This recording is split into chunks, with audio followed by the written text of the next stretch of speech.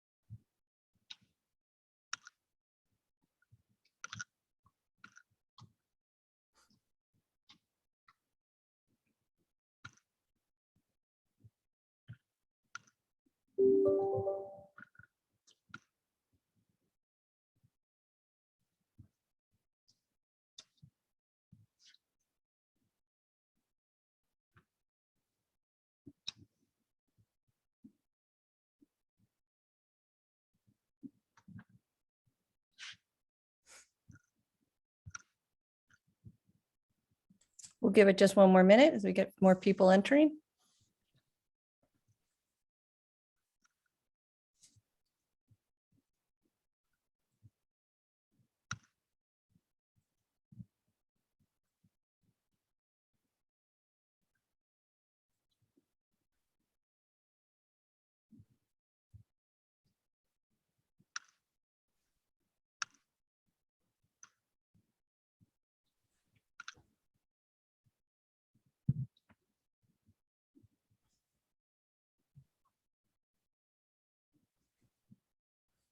Okay, I think we have people joining, but we'll get started because we have a full night or full hour here.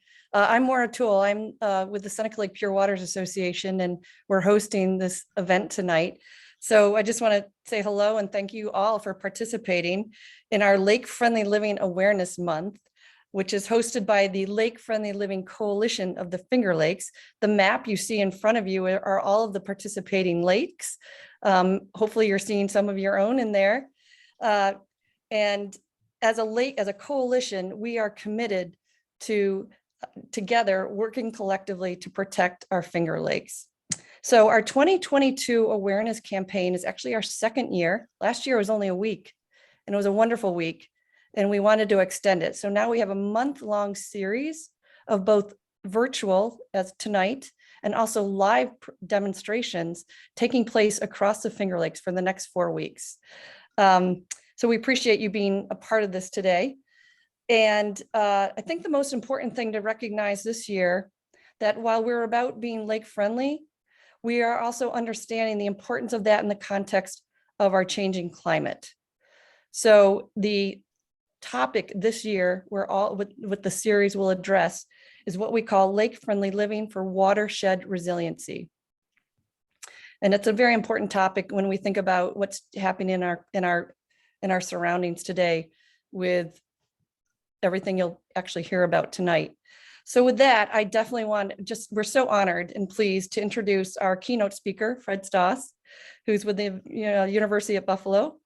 Fred is a dedicated, and I have to make sure I clearly articulate this because it's been really wonderful working with him the last month.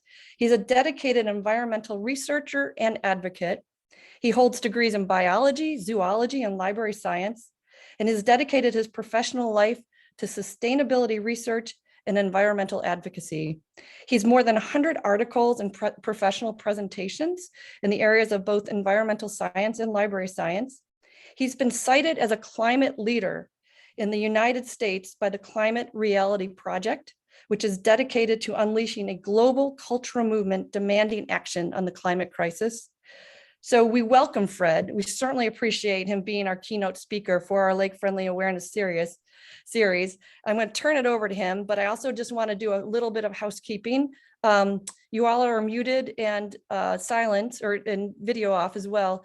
We will give you a time to do Q&A at the end. So we ask that you put your questions in the Q&A, not the chat, but in the Q&A area. And Fred will definitely be addressing those. And if there are some topics that you want to put in there for discussion later, those can go into chat. So questions in one, and then maybe other comments in the chat. And I think with that, I am going to very happily turn it over to Fred. This will be very interesting. Again, Fred, we appreciate you being part of our whole effort to bring lake-friendly living into the context of climate resiliency. So with that, thank you, Fred. Good evening. Thank you for the opportunity to come and talk on a topic that is very dear to my heart for a large number of reasons. We're going to do a little bit of looking at some of the things that we know about climate change, some of the policies that are driving this, and towards the end, we're going to take a look at what people can do individually as well as collectively, and perhaps tying that into what we might want to look at as a more systems view of dealing with climate change. I was trained by Al Gore 15 and a half years ago when I went down to Nashville, Tennessee with the Climate Project at the time, which was a nonprofit organization. And we were gathered there among the first 1,000 climate messengers that Al Gore wanted to train to go out and present the slideshow at that time, which was the slideshow seen on the documentary film An Inconvenient Truth. And most of us start our presentations with this particular picture of Earthrise. It was the first picture taken with another planet of Earth with another planetary body in the foreground, and represented a sort of like an iconic image of the Earth, and put it into a perspective where some people were saying about how small it is, and that everything that's happening on Earth is happening on that little globe that's in front of us. How I got into this, as I said, I was one of the first 1,000 climate messengers. I think I was among the first 250. And I've mentored for the Climate Reality Project 5 times. And I think that we all know who Al Gore is. Like a little background about me. I got my work in research was in the field of toxicology at the University of Rochester Medical Center, and eventually at the Syracuse Research Corporation, where I got interested in the data and information side of the environment, and ended up with a library science degree by pure accident.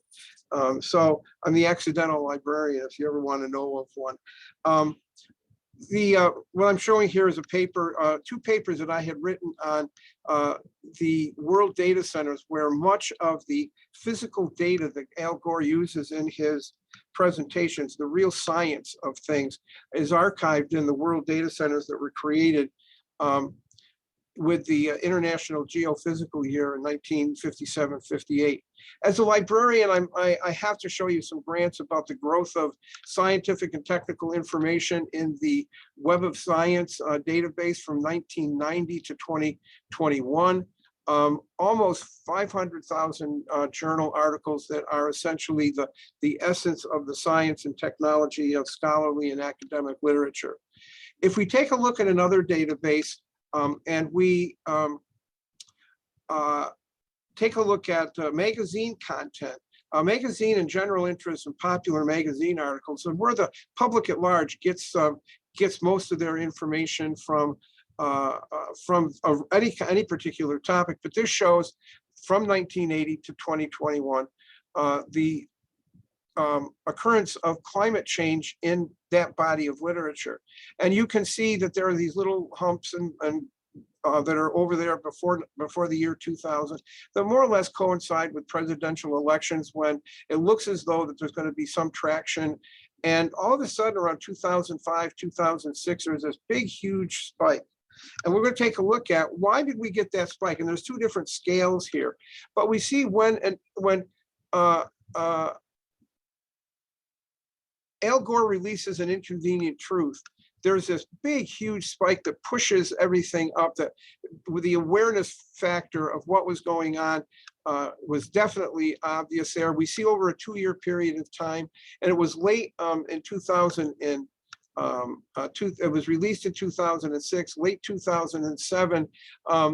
He receives a Nobel Prize for the Peace Prize, as well as 2 Oscars for the movie. And then I look at this sort of like that top hat kind of, or that witch's hat, if you drew a straight line across, sort of like looking at the celebrity period of time. But then we see it starts evening out, and we get these peaks. One of them occurs about the time that the Paris Accord is done. There was a lot of literature that was being published for the general public's consumption about the Paris Accord. And then the new kid on the block, Greta Thunberg, comes along, and we see another big spike in the publication of information on climate change, spurred on by her environmental activism that resulted from her sit-down strike and subsequent fame as an environmental advocate, and helping to spark the climate youth movement.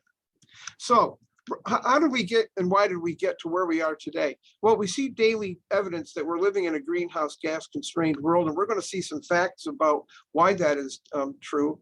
We're increasing our linkages and causes that the humans are causing some of these natural cycles to be disrupted at unprecedented rates.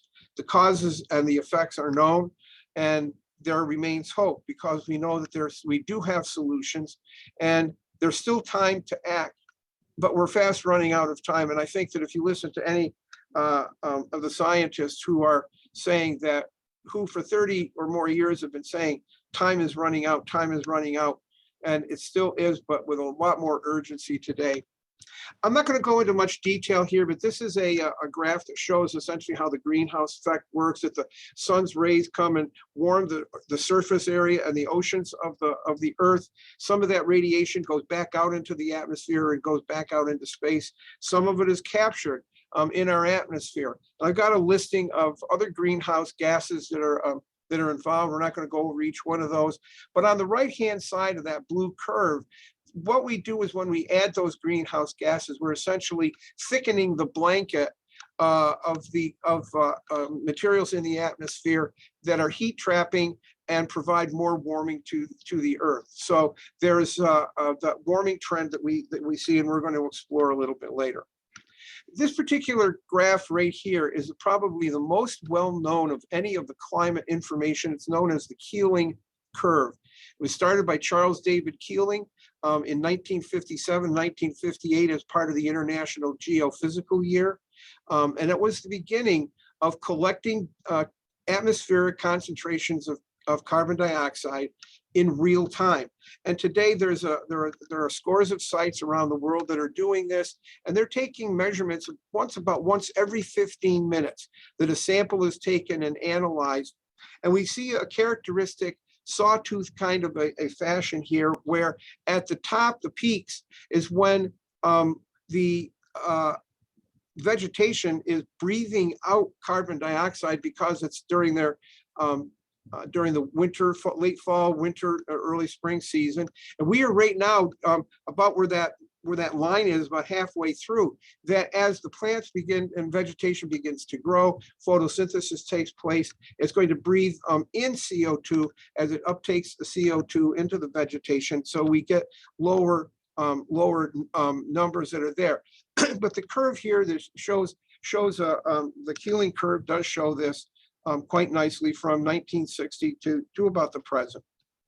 Well, I've got some graphs around here that show some things from when we start linking at where do some of the emissions, that was atmospheric concentration, but where are the emissions? What are the sources of carbon dioxide by country? And you can see that over the course of the past 40, 50 years, that China is increasing dramatically. And yes, the United States has leveled off. And part of the reason why the European Union is actually declining, and we see Russia is declining in some of these, it's because we have shifted so much of our manufacturing capacity to China. And if you do carbon outsourcing, is what it's called, you'll see if we claimed the emissions for the products that we import from China, there's a huge arrow that comes back to the United States because China is doing the emitting, we're doing the buying. This is another iconic kind of a graph that we've seen of glaciers from the Antarctic that are shown over 800,000 year period of time that takes a look at carbon dioxide levels during the glacial and interglacial periods, so that we're seeing glaciers taking during those troughs and those peaks, or when we're coming out of a glaciation period. But we take a look here that when we see this, that the highest peak ever obtained in any of these ice cores is about 300 parts per million. And the graphs that I've shown here, that of April, just a few weeks ago, the number was 420, almost 421 parts per million, that we have dramatically increased the amount of carbon dioxide in the atmosphere. Now, when we look at this, how did we ever know what all those carbon dioxide levels were back 800,000 years ago? Well, they capture that data in ice cores where there are microscopic air bubbles that were captured and frozen into the ice. And they go back, take the ice cores, section them, put them into a vacuum sealed device, and just melt them. And what was in those air bubbles is released, and they measure them. And that's called proxy data. And it just means it's data that was collected. It's a physical nature that represents a characteristic of the environment. It's not a direct measurement. And probably one of the other ones that's most popular known are tree rings, but they also look at various fossil pollen records, ocean sediments, coral, historical data. The one I show here is the grape harvest dates that reconstruct the summer temperatures in Paris from the late 1300s to the 1880s, and they meticulously characterize this data so that we get an idea that the data can actually be used to say this is what the temperature was based on the way that the harvest data was collected, when the grapes ripened, how many ripened, what was the extent, when did the ripening season start and stop? So all that data gives a really close approximation. When I was working at Oak Ridge National Laboratory, we were doing some work with Chinese plum rains, where they were about over 1,000 years of data on plum trees and when they bloomed and how it's going on. That's opposed to the real-time data collection where there's instrumentation, they collect the data, it's laboratory and field studies, and it links all sorts of things that we can do with their real measurements that are taking place. One of the most popular ones that we see is when you look at your weather forecast tonight and you see the data on the weather maps collected by NOAA. All of that data will eventually end up being archived and put into climate models. Another familiar pattern is for the annual fossil fuel emissions by the number of billion of metric tons. And there's another graph here that shows from around 1900, we can see this fossil fuel emission greatly increasing, especially and after World War II, and you think about the industrialization worldwide that took place after World War II, peaks and troughs that represent various things, and this got the Global Carbon Project put a couple of them in those little blue bands. But one of the interesting things is you can see the impact that COVID had COVID-19 had in 2020 with a pretty dramatic decrease in the fossil fuel emissions because we just weren't using as much energy transportation-wise, manufacturing-wise, and the such. So you can put together a little scenario that says, well, if you don't put as much fossil fuel into the waste products into the air, the emissions go down. Where do we get this data? And this is what we know with great certainty. And I just threw up two of them here. One is the U.S. National Assessment. The next issue is coming out next year. It's currently being written. It'll probably come out in 2, maybe 3 volumes this time. And the International Panel for Climate Change is the Intergovernmental Panel for Climate Change, writes their global assessments. This is the one for 2021. You probably may have heard, read, or seen the climate change that they really ramped up. The fact is that we are really running out of time, and the seriousness with which things are taking place. Well, what do we know? The data is compelling. We know the global temperature is rising from anywhere from 2 degrees Fahrenheit, which is approximately 1 degree centigrade. And the source of this is from NASA. But I got some graphs here that I just want to quickly go through to show what the extent of that temperature is on a grand scale. This is one that shows the temperature, the annual averages, and those are the blue dots, and you see those spikes that go up and down. Some of them actually correspond to El Nino and La Nina events. The quintillion averages, it's a statistical technique where they take 5 years, average it, put the point on the graph, take the next 5 years, and they just smooth the curve out to give you an idea of how to smooth the data, and it gives a better overall representation. But on this particular graph, it shows also the CO2 from the combustion of fossil fuels in that yellow line, and the concentrations in the atmosphere. And from about 1960 to the present, we see a pretty close correlation to what's going on. And there's different scales that are written on this, and but we know that this is one of the things that we do know. Here again is taking a look at what is known as the hockey stick, for which Michael Mann was questioned and challenged by a variety of people for the accuracy of the data. Has been vindicated by several major studies that said he actually underestimated his original I think it was 1995, a hockey stick. But we show different things in here about all of the data up till the present, to the modern warming discovered, where we actually had thermometers, we had instrumentation that could measure it. But all of this data in the from 100 to about 1757 or 1800s, early 1900s, was collected from proxy data, and then we begin the modern record, or the instrumentation. Just some things in here in terms of some volcanoes. And what happens when we see the volcanoes, we see sometimes a cooling of the earth because of the amount of aerosols, particulates, soot, dust, and the such that go into the atmosphere. There's an overall cooling effect, and NASA scientist Jim Hansen had referred to this, and also including air pollutants in that mix in the more modern area, as known as dimming the sun. This is perhaps one of the most important series of slides that Mr. Gore presents, and it's taking a look at the data that was collected for this particular bell-shaped curve. They scattered it around, and this is what the bell-shaped distribution looked like for cold, average, and warm at temperatures globally. So when we do that, we see that we have this baseline, and we can see that things are warmer than average, or cooler than average.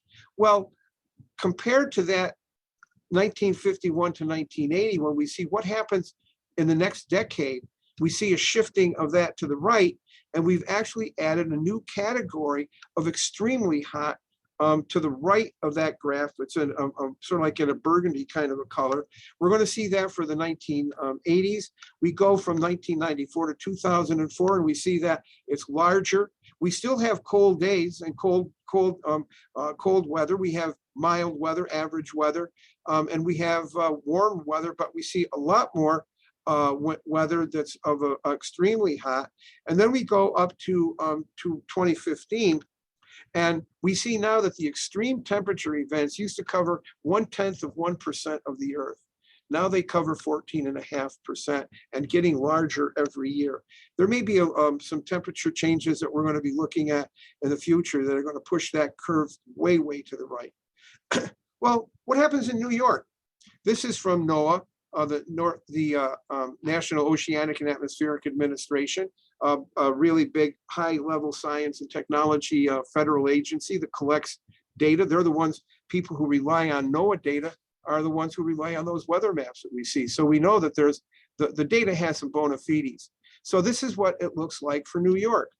And we see a gradual increase from 1900. Yeah, there are periods of up and down, and we see, but if you did the smoothing average, you would see that the trend is going upwards. When we take a look at some other kinds of proxy data, we know that lake and freezing data for lakes, and there are 3 lakes in this study that was done. Lake George, Mirror up in the eastern part of the state, Mirror Lake in the central, north central Adirondack High Peaks region, and Otsego Lake just around Cooperstown. And you can see that the lakes are generally freezing later and thawing earlier. Well, what happens about severe drought in New York State? We see that, yeah, we've had damages in 2016. Most recently was the most recent that we had, where there were damaged crops, especially over in those red areas. Most of it was related to corn. The DEC temporarily closed fishing on the Salmon River during the peak time when the salmon should have been running. And it was just essential to protect the fish from being caught and physiologically stressed due to the fact that the oxygen content of the water was decreased because of the warmer waters. Now, in April and through in July, in April of 2016, there's on the top is Montour Falls in April. In July, this is what it looked like. And I remember my late wife and I, we took a trip on our anniversary to go down to the Finger Lakes, and there was hardly any water by August, on August 24th. But 2 years later, this is that same waterfalls when there was that catastrophic rainout that happened that followed right down the south on the east side of Seneca Lake. What we do know with great certainty is that the oceans are warming, that the top 100 meters have increased by about a little more than 0.5 degree centigrade, which is an enormous amount of heat when you're considering the volume of water that's being heated. We see shrinking ice sheets. We have several researchers here at the University at Buffalo that are studying with their graduate students, their doctoral and master's students in Greenland. But it says here that Greenland has lost almost 280 billion tons of ice from 1993 to 1999. And the Antarctic lost 148 billion tons of ice per year. That's an incredible amount of water that we'll see another slide that will lead us to what are the consequences of a lot of land ice. When the ice is on the land, goes into the ocean, it'll actually cause sea level increase. But here's some reasons why.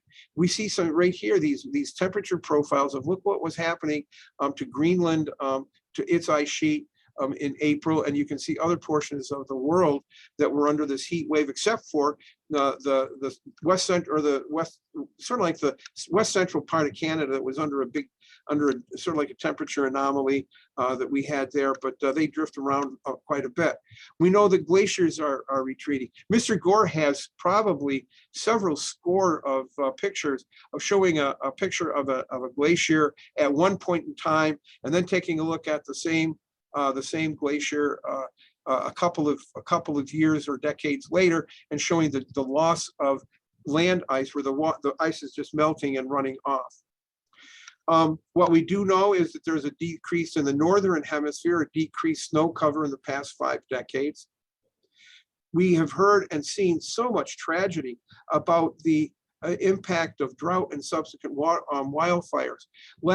In 2 years, Lake Mead, this is the more dramatic picture, but if you can imagine that, almost twice is that landmass it's showing where the reservoir is being almost twice as much being exposed right now because there has not been such a low amount of snow melt and rain. And then we all have heard and read about the wildfires out in the west, most predominantly in California and Paradise, California, that in 2020 the entire city was taken by a wildfire. We've had a new phrase that's been added into our climate lexicon, atmospheric rivers. And shown here is this big low pressure system that is just picking up an incredible amount of water off of the Pacific Ocean and dumps it into the Pacific Northwest and to the southwest portion of Canada. We see a tremendous flooding that can result from that. I think last year there was one that actually Vancouver was actually separated because all of the bridges were washed out. It was separated from the land mass of Canada proper. So we see these atmospheric rivers. I guess you would say the best analogy is when they get a lake effect storm, the Pacific Ocean is their lake. Now the jet stream has become erratic as the polar vortex becomes more disrupted. I'll have a little bit more to say about and show about the polar vortex, but this is sort of like what the normal jet stream looks like. And you can see Greenland is almost in the center there. And it's this configuration of a smooth moving, sort of like a circular thing that tends to keep the cold weather north and up into the northern regions around the North Pole. But what we're seeing today is that the jet stream has become much more erratic in its nature, where it's starting to form different kind of patterns. It's being broken up. And some people think that this may actually be a permanent kind of a situation where we're going to be seeing extreme cold waves descending deep into the United States, as they did last year in Texas, when the cold weather froze up so much of its, literally froze up so much of its electrical grid. And if it wasn't for the solar heat that was the solar power that was being generated, could have caused an almost near collapse of the grid and the electricity. And just 2 years later, the polar vortex actually split into 3 different parts. So we know that this is becoming very, very disruptive. What we know with great certainty is as more and more ice is melting, as more and more rain is falling, and more glaciers are melting, global sea level is raising about 8 inches in the last century. Here's Fort Lauderdale during king tide time. We know that there are record high temperature events are increasing since the 1950s. Here we see in the darker red color is a smooth curve for daily high, the number of daily high events, and the daily lows are hot. The daily hot low temperatures are also increasing. So we know that the low high temperatures and the high temperatures are increasing, and the converse is happening with cold days and colder cold days. We see them decreasing from about the same period of time. We still have them. As a matter of fact, we experienced some of them this year. We do know that the ocean is acidifying, and here we show a graph that shows the Mauna Loa atmospheric, the keeling curve, that's the red line. We show what happens when the atmosphere interacts with the water through wave interactions and the such, that the air becomes more and more saturated with carbon dioxide. That's the blue. And as a result, the oceans become more acidic, which is in green. And this has been a phenomenon that was only been recently discovered and has had ramifications for disruption of marine life across the board. So this is what we just saw. The source of this is NASA's Global Change, Vital Signs of the Planet. I put the link in here, and I'm going to make this slideshow available to people in a PDF format, so the Alliance can have it, and you can just chime on. The links are not going to be hot links, but you'll at least be able to write them down, or I think you might be able to copy them. So this is probably one of the most dramatic. This is what would happen to Manhattan. From the Inconvenient Truth. They can measure this precisely, just as the scientists could predict precisely how much water would breach the levees in New Orleans. The area where the World Trade Center Memorial is to be located will be underwater. The Hudson River, downtown Manhattan, was literally pouring into the ground zero site.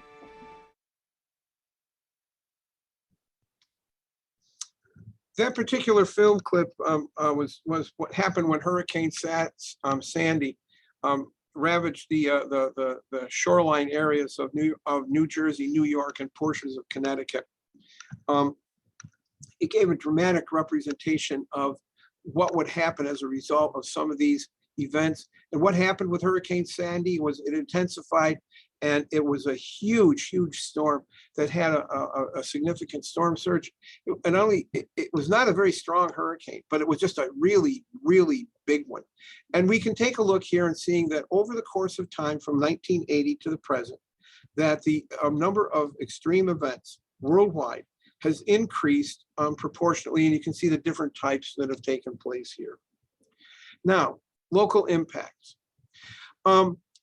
I want to talk a little bit later about the Climate Solutions Accelerator. And this is from their website, because they give some very detailed synopses of what's going on with what they have identified as major climate impacts regionally in the Finger Lakes Genesee Basin. A lot of this stuff is data that's been collected and stored and archived at Cornell University from a number of wide variety of places. So if you want to jot any one URL down right now, is www.climategfl.org. And I'm going to give some more comments on this, but this particular page, go to this page. They've got an incredible website. Go to this page if you want to see the severity of what happened with some of these events. Additional state impacts you can get from the DEC from this site is the impacts of climate change in New York.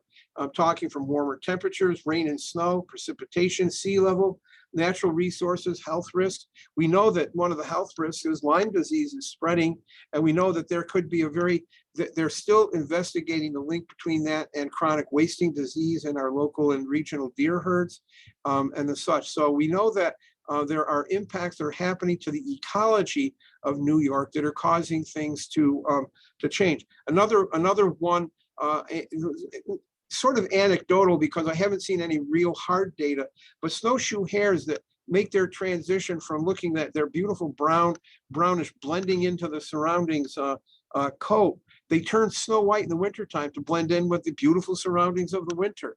Well, as winters become delayed and the snow is delayed, the snowshoe hares are turning white while there is still the natural brownish kind of color, and it's the predation can increase.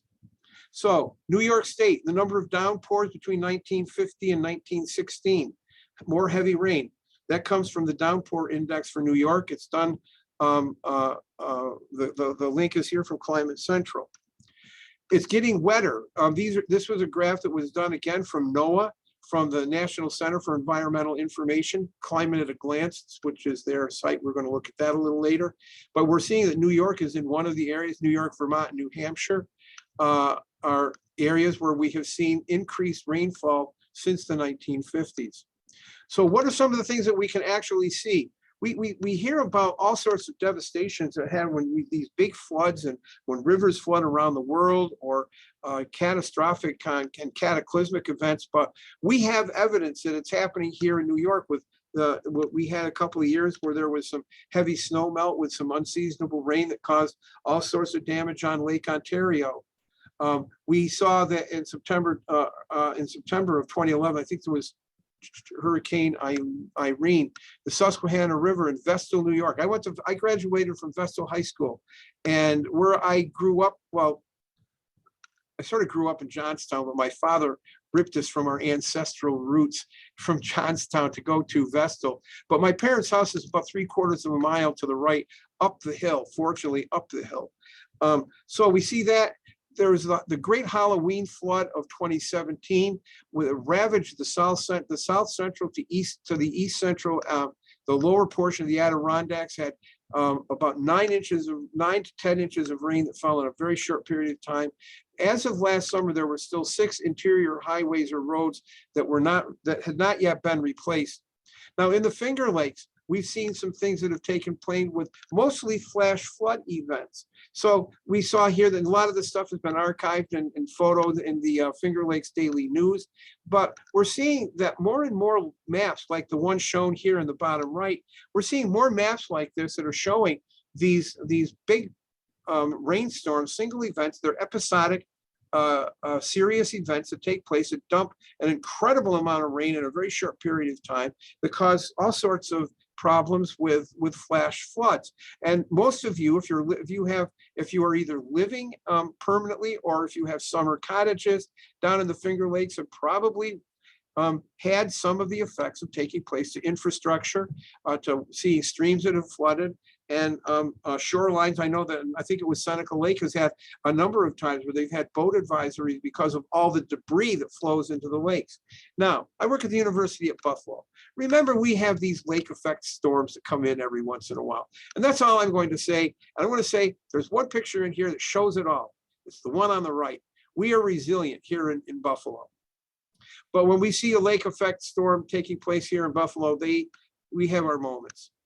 Niagara Falls froze. This is where the polar vortex was sort of like officially added to our environmental or climate lexicon in 2013, when Rush Limbaugh said, oh, the polar vortex is nothing more than a made up word. And Al Roker, a weather forecaster, a graduate from SUNY Oswego, refutes the Limbaugh claim with a reference from a 1959 meteorological reference book that defined the polar vortex. Some of the things that have taken place. I love to fly fish. I've been fly fishing for a long time. Awatka and Spring Creeks that are south and a little bit west of Rochester in the northern part of Livingston County. We had a couple of years I think it was 2014 and 2015, where extreme cold, where most of the surface water in the region froze over. Up to 75% of Lake Ontario was frozen. Awatka Creek in places and Spring Creek for almost its entire run were completely ice-free because they're temperature profiles remain relatively constant and they don't freeze. Well, mergansers that are fish-eating ducks, and they like to eat trout, said here that 85% of their diet. Those waters lost upwards to 99% mortality cited by anglers, and eventually I have to take into consideration that sport fishing in New York is almost a $3 billion a year industry. But the DEC went in and did a 15-month study that said, yes, the number of adult catchable fish in these creeks declined significantly. Temperature trends in Rochester. This was taken again from NOAA data that was aggregated by Climate Central to show by decade what's happened to the temperature profile from 1900 to 2020. It's getting warmer.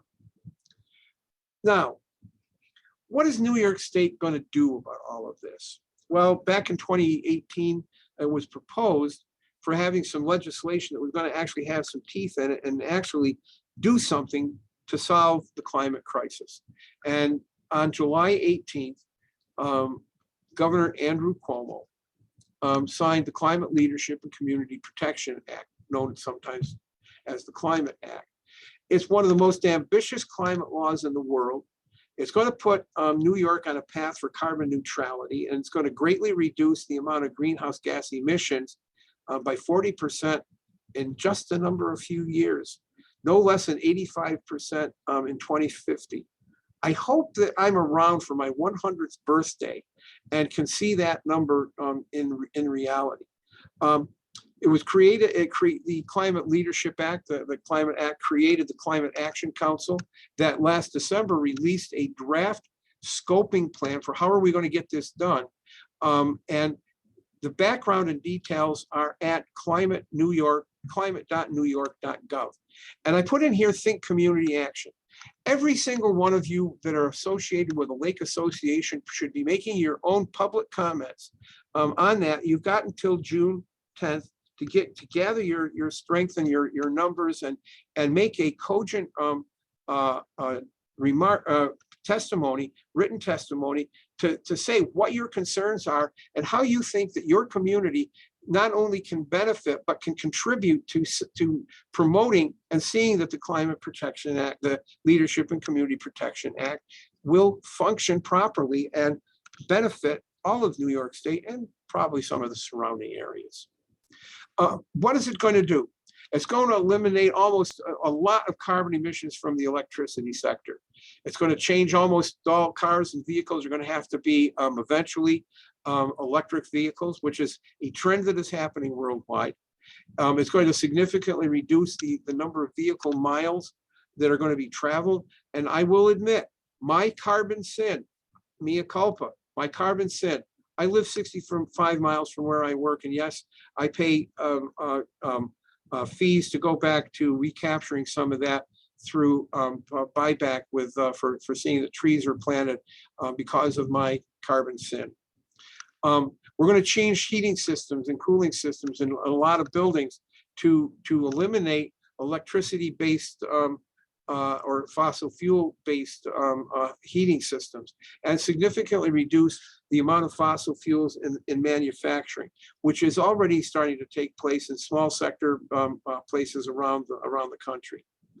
The Climate Community Protection Act, a big win for New York State on jobs and the economy, was written by Robert Poulin out of the University of Massachusetts and is going to be creating a lot of jobs in New York State.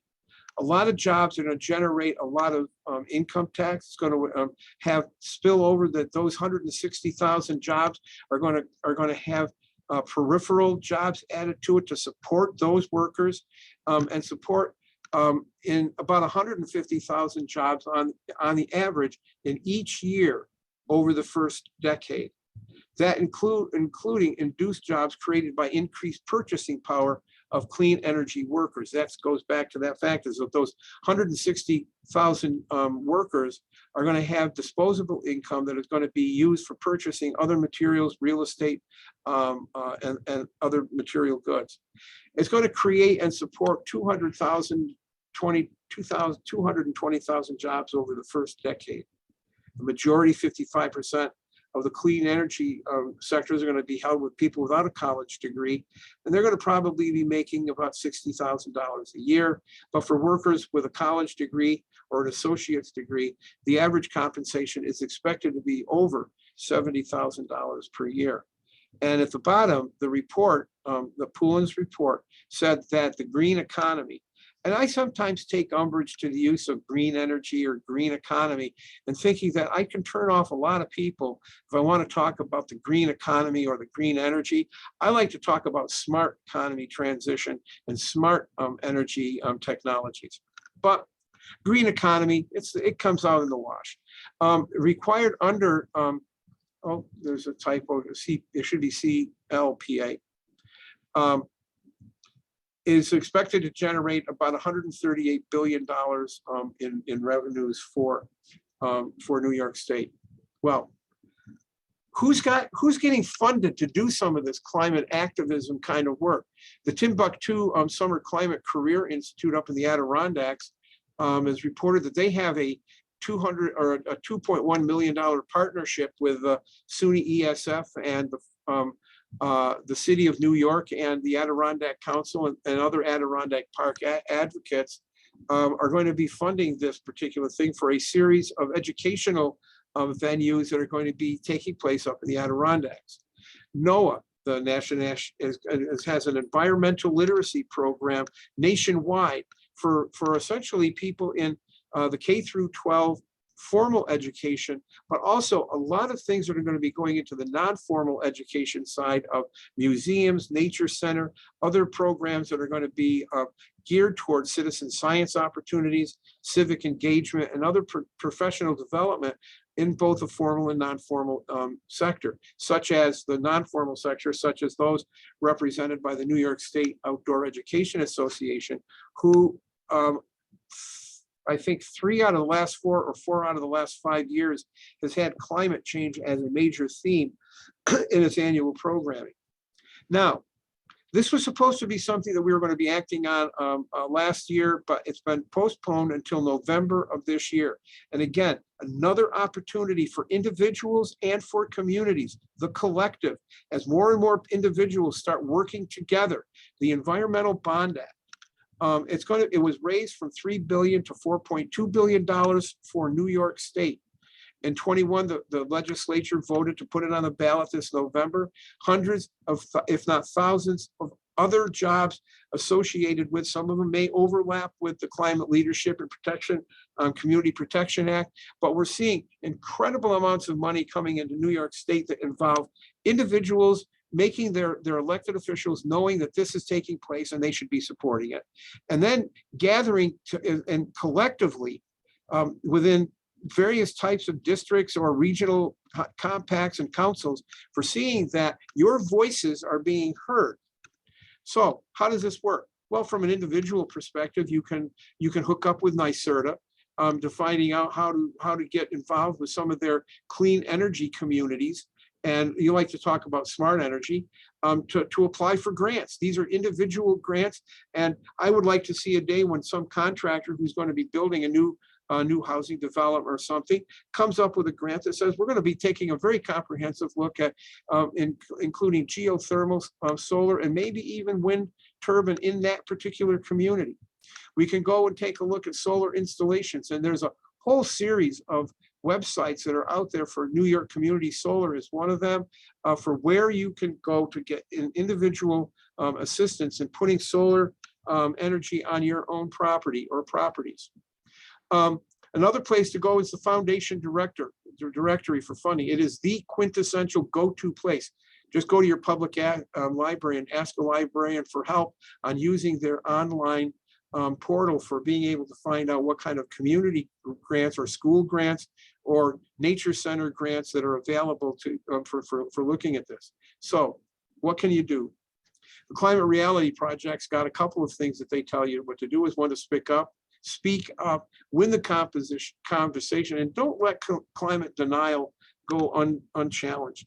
Use the social and traditional media to get the word out. Write letters to the editor. Call your TV and radio stations. Write online media and bloggers, and any place where you think that your voice can and should or must be heard, is to get out and win the conversation. You can deepen your commitment. Make consumer choices that reduce energy use on an individual basis, and consider the impact of items that you buy. But you really have to start thinking bigger. And because we have delayed doing the upper two for so long, we really need to start thinking bigger, faster. And individual actions are great, but we need to think about large-scale projects and technologies that support them. Well, how large is large? Well, here's a vacant space that was over by the off of Lyle Otis near Edison High School. There's Edison's High School's track. That's a solar array. Here's another 7,800 panels that are the largest brownfield project, also located in the city.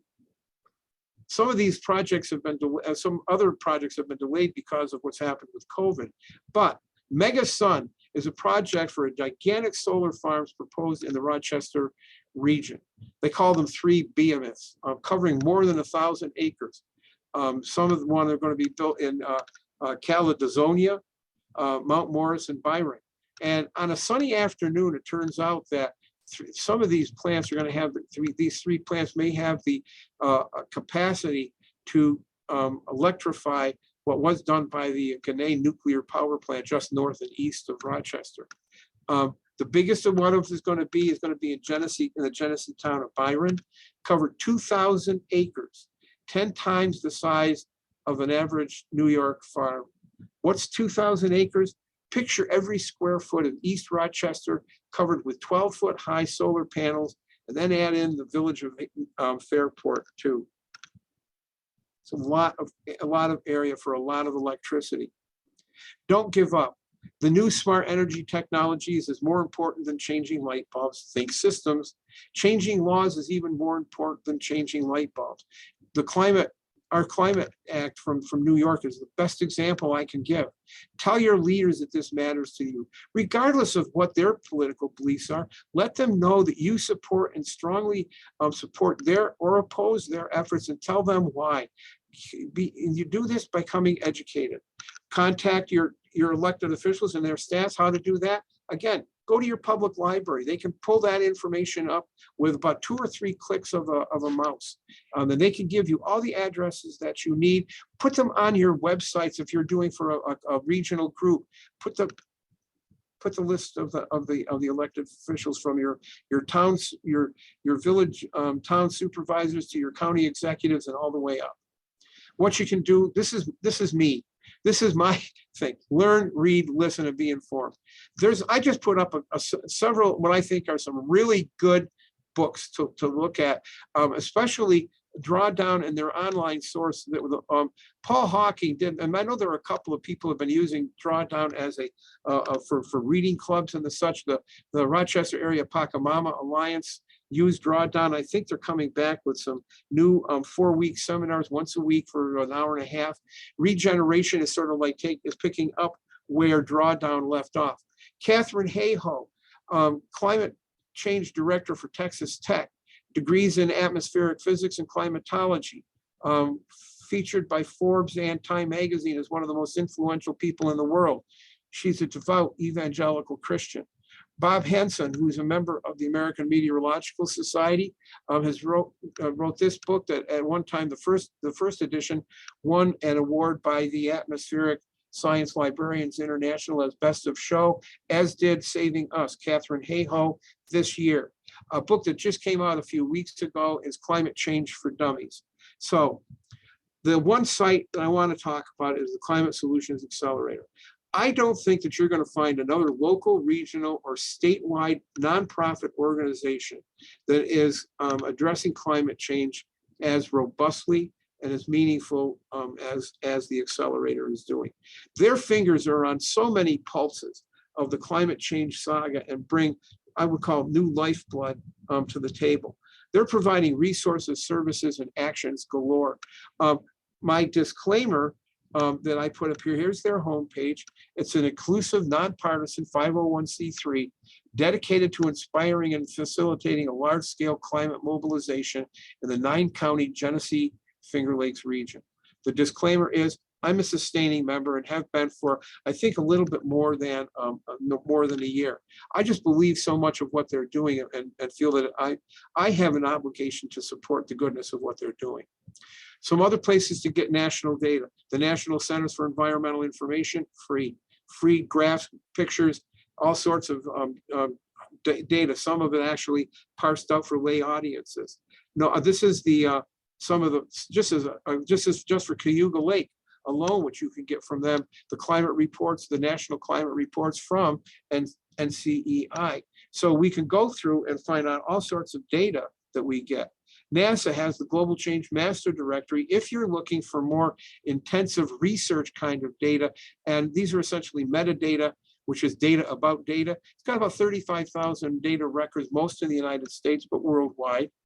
We have Earth data that comes from NASA, and you've got some sites down here looking. They actually have sites for the Finger Lakes for Earth data down there, showing satellite images that we get from the Finger Lakes region. The Summer Institute for Climate Education is going to be taking place the 18th and 19th of this year. It's sponsored by the Climate Generation and NOAA. This is a site that you want to log on to see if you are an educator or if you have the desire to educate people on climate change. By all means, chime in and take a look at what they're doing. The Climate Reality Project has closed the registration for its work. They have a workshop that's going to be taking place in June in Las Vegas. So as I end, we're going to end where we started on this little planet that we see here. And that's my daughter on the Metadata Glacier over in Alaska. She's now an environmental educator at RIT. That's my grandson and my granddaughter, Eric and Jojo. So I'm doing it for them. And the simple truth is that it's reality. Why? There's no planet B. And I am done. Thank you, Fred. Wow. A lot there. I think also very nice that we will have this available. I can just see people wanting maybe to go back and look at some of the resources. I know Caitlin put some of the URLs in the website or in the chat box as well. So right now, we have a few minutes, and if there are people who would like to ask Fred some questions, you can easily put them in the Q&A and Fred can answer them. While you're thinking of questions, all of our webinars for the Lake Friendly Living Awareness Month will be posted on our Lake Friendly Living Coalition website, which is where you registered. We can put that in the chat, but that will be www.flrwa.org. That's Finger Lakes Regional Watershed Alliance.org. And then /lake-friendly-living. And you will see, you'll see last year's webinars, and we'll get this up and posted as soon as possible. So you can definitely use it. But so many resources. Any questions out there for Fred while we have him here with us? More, it actually looks like the Q&A chat box isn't enabled. Oh, okay. And I would suggest people just use the chat box that we're all familiar with to ask questions. Thank you for letting us know. Apologies for that.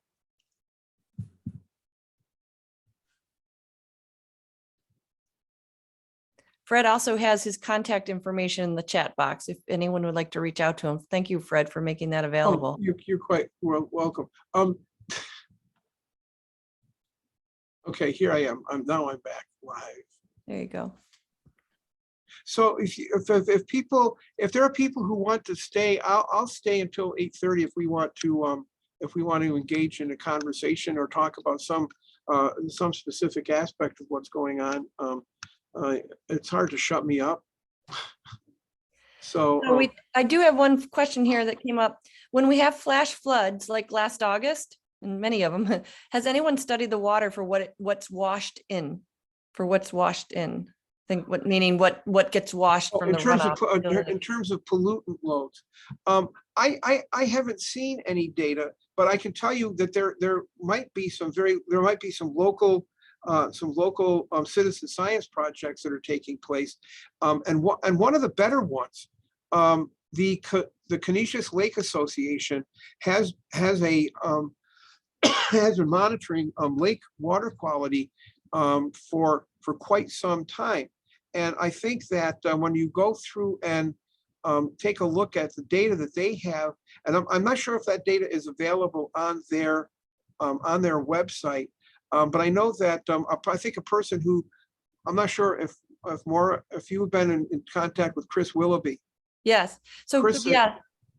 Chris is a past president of the association, and I actually, Chris and my paths crossed several ways. He and my wife went to high school together, and I met Chris when he was working as a chemical aquatic chemist technician at Brockport when I was getting one of my graduate degrees in zoology, and was an aquatic science ecotoxicology program at Brockport. Yeah, I think your point on Canisius, but I think also I would think all of the lake associations, that's largely part of their individual missions as well as collective, look at those data points and the monitoring and actually get involved in, potentially improving some of these issues with runoff and the sediment and then obviously the pollution that runs into the lake. So I would encourage everyone to go to your local lake association and see the programs that are available, and ideally ways maybe you can get involved in it as well. Yeah, most of these associations really work on the concept of citizen scientists. So we rely heavily on volunteers to help us, accomplish the things that we do to both understand the problems and then certainly do something to correct them. Yeah, I know we have a researcher in our geology department here at UB, Chris Lowry, who has been doing a lot of citizen science work, initially starting about taking a look at stream data related to fracking in the Marcellus shales. And just to give you an idea that back, for those of us that are old enough to remember the old acid rain days, Paul Godfrey, who was the director of the Water Research Institute for the state of Massachusetts at UMass in Amherst, he actually had a couple of research grants that were heavily involved with citizen science in acid rain stream and lake monitoring that had tremendously high correlations with the actual real data that was being collected by EPA and state agencies. And we know that citizen scientists can be incredibly dedicated, making sure that they cross every T and dot every I for the accuracy of their data. So if anybody's interested in that, they can either contact me or I can put you in contact with some other people that are doing, but you might want to take a look at your lake associations. And it wouldn't be a bad idea if somebody actually had a page that linked there, if they are doing studies, regardless of what they are, putting them up on one page so people don't have to go scrounging around looking for them. The Finger Lakes Institute is another place that spearheads some of that information, and it's been a while since they've had an annual meeting. They used to have a one-day meeting usually around April, May, but they haven't, primarily because everything is delayed academically because of COVID. So we do have a few more questions coming in. So here, will the CLCPA have an enforcement function or agency? Right now, there's not an enforcement function, and they're just still trying to figure out what they're going to do and how they're going to go about doing it. I don't think that there's going to be an effort that's going to be wanting to look at making things punitive in nature, because that tends to sometimes discourage people. But I would take a look at the one link that I provided for that. For them, there's an awful lot of information about the act that is there. They're right now in the process, and they are really seeking citizen input for how they're going to do all their different panels, their public comments. I'm on. We got a couple of us from here out at UB that are on one of the plant panels. I'm doing the one that has on environmental and climate justice issues. Okay. So, and also just an acknowledgement along, you mentioned the Finger Lakes Institute. Also, we know the Community Science Institute down around Cayuga Lakes, another very involved That's right. group as well. So here's a question. Are local governments adjusting and planning for climate change effects, including flash flooding? Many of them have had climate related program offices for the better portion of 10, maybe up to 15 years or so. And that like, I know the city of Rochester has a climate program, as does Monroe County. So you can just check your local government structure and finding out what they're doing. And these are the people with whom citizens, when I talked about individuals and the collective, if you can imagine going from left to right, individual, collective, and strategic or systems, if you get a lot of individuals doing a lot of work together that feeds into a more collective line of things, to get to accomplish what that collective wants to do, you have to start thinking in big systems like those mammoth solar arrays, or even when I ask people, I said, well, what do you think about nuclear energy? And I usually get a big backlash. And I said, no, wait. I'm not talking about fission energy. I'm talking about fusion energy. That's what powers the sun. And right now, China's probably 5, maybe 10 years ahead of us in the research. And there's actually some research that's taking place at the University of Rochester Laser Energetics Laboratory. Or how do you design a containment vessel that can hold that amount of incredibly intense energy, so that you can contain it and generate power off of it to be used and putting onto an electrical grid.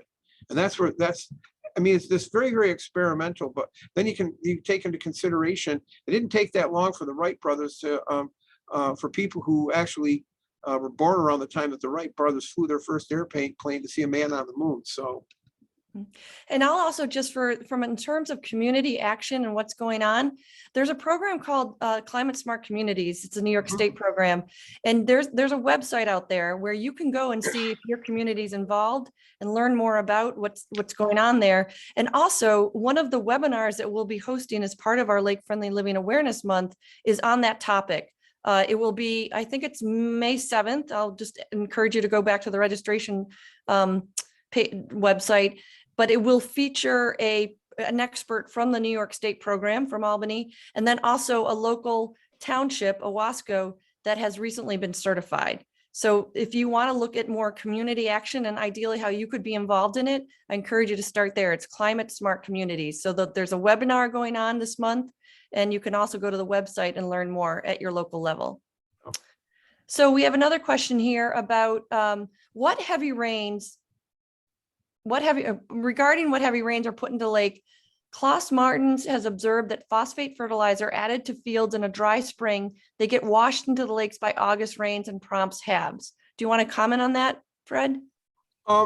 Yeah, I think it's, I mean, you know, you take a look at some of the housing development that have been up on the higher hills along the entire Finger Lakes.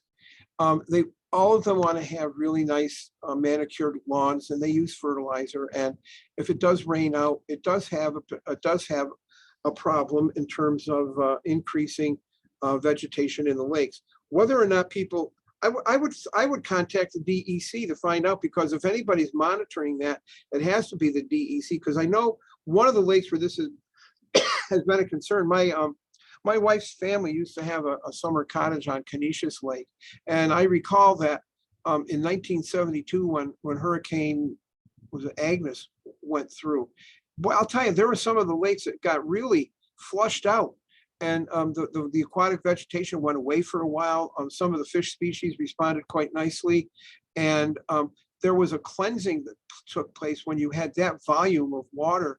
And yeah, I mean, there was shoreline damage, and some houses got flooded, but it did tend to remove a lot of that material from the lake. But it's a legitimate concern. But I would contact the DEC for the exact data. Well, and again, each lake association is very involved in HABs monitoring and also trying to, reporting on what we're finding and the links to it. So I would encourage you to look at your lake association's websites under their HABs programs, and you'll learn things specific to your lake likely. And I think just as a follow-up to one of the concerns about runoff, the heavy rains in August was more, septics are a big issue, obviously, in our rural areas around the lakes. Any comments about the septic factor, Fred, in runoff? Well, it depends on how those septic fields are going to be inundated with water. If it's going to be enough percolation from severe rain events that cause I guess we call like a leakage of the sewage coming out.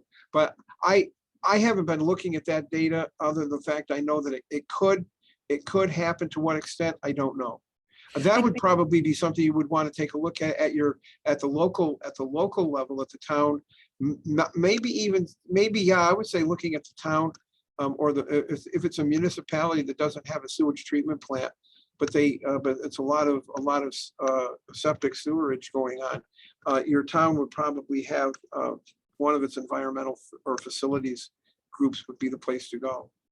Yeah, and at the county level as well. I know Seneca County, where I'm located, has some specific activities associated with septic monitoring. Yeah. Well, another concern gets into that, and that's where you might be able to find some additional information from your county cooperative extension services, especially as it pertains to farm, agricultural runoff. Yep. So a comment from someone worth noting is note that local governments are quite active in planning and adaptation, which is a big part of dealing with the climate crisis.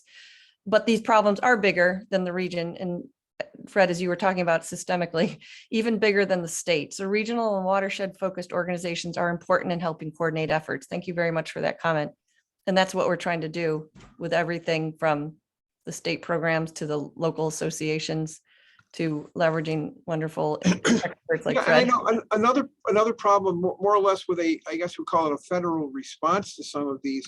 I know that there have been instances in New York State where you get these, I guess we want to call them microclimatic conditions, where they have a flash flood that impacts a very, very small region. I know that there were times over by Fort Plain where there was a massive rainout.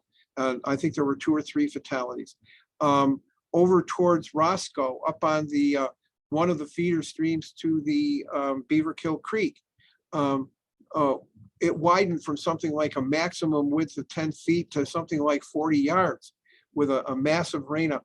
And the people who had the damages in their infrastructure, their houses and the such, they were too small to be compensated for by FEMA. So they've had to come up with other strategies of changing some of the requirements for what's an area that is impacted by a disaster, and how do you make those declarations. And again, I've given several presentations about what are the roles that libraries, especially public libraries, what are the roles that they have in assisting the communities in which they serve, or the communities in which they actually reside, and the communities that they serve, and helping those communities prepare adequate disaster preparedness and planning policies and options. The greatest example in New York State is Wyndham, that during one of those hurricane storms, Wyndham was completely shut off from all of New York State when every single bridge crossing every single stream in and around Wyndham was washed out. And they were isolated for the better portion of a week before they could get temporary bridges installed to link the city of Wyndham to the rest of New York State. So I think that's it with the questions. As Fred said, he can stay on a little longer if people want to open up and have more of a conversation. That's very welcomed. But otherwise, we just appreciate all the participants. We encourage you to learn more. This is just the beginning, a lot of great information. And also to go back to the Lake Friendly Living website and see if there's any other webinars or even live demonstrations you might want to participate in. There will be probably another 17 of them over the course of the next 4 weeks. So you're all welcome to attend. Thank you, Fred, so much. We've enjoyed well, this. thank you. A lot to think about. Oh, This is the beginning. yeah, I think that people who listen to Al Gore talk for 2 hours or more, but not me. There's a lot that I didn't cover. There's 3 major areas where he goes into great detail about water, food, and health. I actually have an hour-long program on the realities of the inconveniences of your carbon food print. That talks about what are the impacts to agricultural agriculture and aquaculture from the effects of climate change to them. How do they contribute to climate change? And taking a look at some of the practices for the farms of the future, which include building farm fields in buildings in major cities that could actually use some of that vacant building space that is located in almost every single major city, and employ a couple hundred people in upkeeping and keeping those farms that could be in some cases 17 stories high. It's a lot of glass. So does that mean we can invite you back next year for that webinar, Fred? Yeah, sure. I'm like I said, Sounds interesting. I'm more than happy. He does another one on the health effects, which I've done on our campus a couple of times for taking a look at that. And I know that I think it was last year there was a pledge by 250 or so medical journals that ran editorials in support of rigorously attacking the climate crisis, because of the health effects. Mm-hmm. And when you look at it worldwide, it's catastrophic in terms of insect-borne diseases, water potability. So. Well, we also thank you for all your efforts, what you've done over the many decades in terms of your commitment to sustainability. So you've made a big change and difference. So we appreciate all your work in that respect. I know somebody back when I was working at the Center for Environmental Information up in Rochester from 80 to 80. Where was I when I was there? 82 to 90. Somebody, I actually think I have a really good idea who sent it to me. Somebody sent me a cartoon of a really under the influence, sort of like caricature of an Andy Garcia kind of a character, and the caption just read "Acid Rain," REIGN. I probably have it somewhere in a folder here under under funny things happened on the way to the toxic dump site, which is the name of an article that Joyce Shaw down in Mississippi and I are going to be writing this summer. We got some really good stuff to talk about. I mean, the stuff is this. You got to sometimes you got to interject humor into this stuff, or you'll be depressed. Well, if it helps get people to listen, that's important too. Well, that's the big thing is right now is getting people educated. Now, I know that there is something like 23 states right now that are coming up with severe restrictions on teaching climate change in our public and private school, or public schools mostly, because very few states can actually regulate what they teach in a private school. But and I think there's 3 states where still, and North Carolina is one of them, where no official state or state funded or state sponsored program can use the phrase climate change. They're prohibited from doing it. So, you know. Well, we don't want to end on doom and gloom, so we'll end on. Well, Yeah. Oh, yeah. I'm sorry. no, I'm saying honestly, what you shared with us tonight was so helpful, and I hope it gives us all something to think about, and more importantly, to act on as well. So look up your local lake associations, learn more through our webinar series, and we just all appreciate the participants tonight. So Yeah, thank and you. again, I strongly urge people to contact your local government agencies and councils and boards and your elected officials and say, look, at our area is experiencing the side effects and the direct effects of changes in our climate, and it's not going to get better. I mean, it's the best thing that you can do is not only to educate yourself, but to educate, you know, people who make rules and regulations. So those sites that are offering some education things, and if there are any teachers or educators that were here involved, and you might actually want to put this out on your list, I'll send you the information, but the New York State Outdoor Education Association just opened up a call for presentations and posters for its annual meeting, which is going to be at the Sharp Reservation near Fishkill, New York. And you drive by some really, really good trout fishing. So anyway, have fun. Thank you, Fred. We'll end this now. And again, thank you to all who attended. Okay, yep. Bye-bye.